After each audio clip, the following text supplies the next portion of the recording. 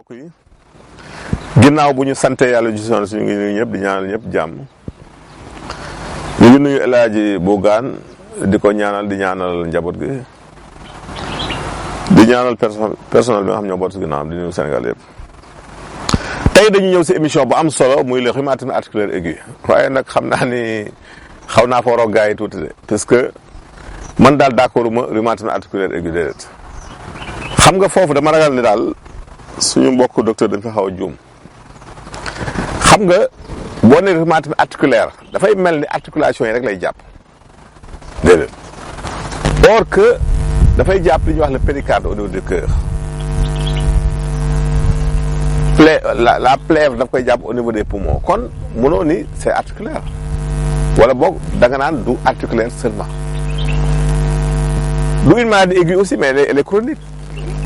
c'est une maladie chronique donc moo tax xëy na daal bëgg naa ñu gën ma jox leeral si lu tax ñu tuddee ko le rhumatisme articulaire aigu ndax daal jaaxal na ma rhumatisme na li ñu bëri xamul mooy ça fait tout suite à une infection dans 80% des cas su la dalee rek xamal ne amoon nga une infection qui n'a pas été bien soignée boo xam faj ñu ko faj mu normal mu indi li ñuy wax le rhumatisme articulaire aigu mën na nekk streptocoque mu nekk gonocoque waaw donc streptocoque xeetu microbe boobu wala gonocoque bi mu si nekk rek mën naa jur lii di rhumatisme articulaire aigu dafa doy waar nag ndax boo ko sàgganee mën na atteindre les articulations mën na atteindre le cœur doy waar la rhumatisme articulaire aigu kon feebar la xam ne si war a teel a jóg faj ko sinon mën na di ay jafe-jafe yamul si loolu boo amee sinusite rek mooy yaaf te fajuloo ko mën naa indi rhumatisme boo amee angine mooy feebar waxu te fajuloo ko mën naa indi rhumatisme lu doy waar boo amee carie dentaire te fajuloo ko ne war a faj mën naa indi rhumatisme kon ñett yooyu bu si nekk mën naa sabab rhumatisme moo tax saa yoo amee benn angine 2 à 3 semaines nga commencé sentir ay articulations am problème xam ne rhumatisme baa ngi dugg si kon ñu bàyyi si xel bu baax a baax a baax te symptômes yi dafa yomb a xam lay jàpp articulation yi bu jàppee benn articulation da nga sentir muy tàng di xonk voilà di metti donc loolu boo ko sentir rek xamal ni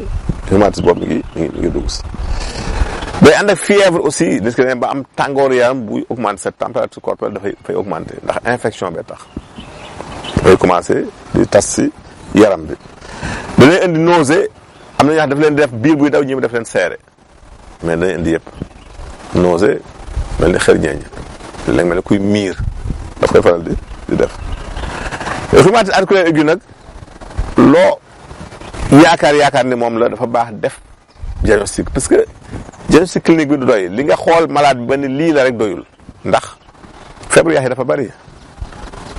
une polyarthrite rhumatoïde mën na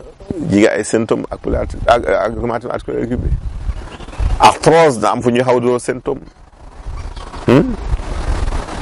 une goutte daf koy jigee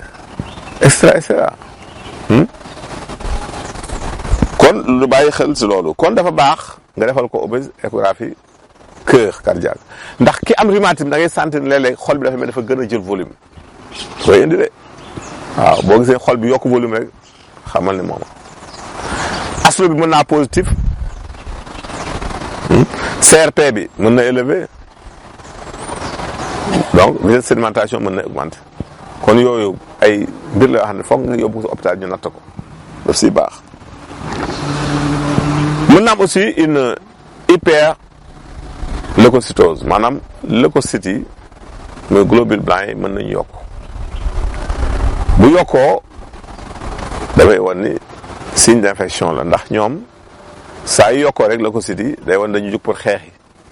yi ñu tax ñuy yokk kon microbe yooyu la ñuy combattre kon loolu baax na di xam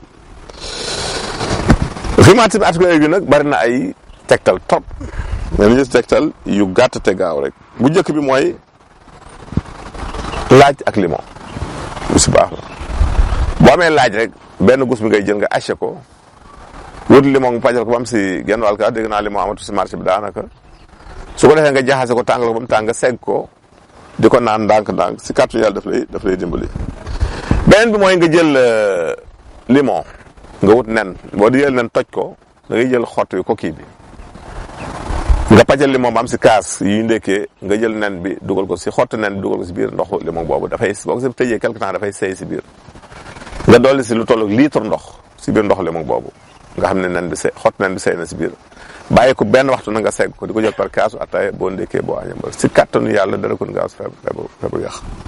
suñu question yi nit ñi di tey ku njëkk ki daf ne daal moom dafay faral di bori mu wut solution li si gën a gaaw si bori mooy vinaigre cappal vinaigre si tuuti coton rek nga xëcc ko daf koy daal di arrêté saa si moom li ñu naan le remède infaillible te it bu la bori defal daal de vérifier tension aussi daf siy baax parce que léeg-léeg une tension élevée mën na ko def surtout bu tey période tàngoor. kii nee na question mujj dafa am ay maux de dents daal daf ko sonal bëñ bi metti dañ lay digg rek lu gàtt te gaaw comme nee nga dafa bënn wutal xorom polle ngëbu loxo nga baxal ko si kaasu ndox segg ko jël kudd bi vinaigre bu ndaw def di ko def bain de bouche boo amee xobu cerise aussi baax na cerise di ko baxal di ko def bain de bouche def si gaaw boo amee aussi sungufu fuuf tooyal ko tuuti limon nga def ko si daf koy daal di arrêté si saa si boo amee njooyu guy di ko def si bën bët bu yàggee bañ bi dafay dañ te it yenn saa yi ngeen di boole di si seeti dentiste aussi ndax dentiste jàmbaar lañ am na luñ si mën ñu leen tàggu fii leen joxaan seen émission jërëjëf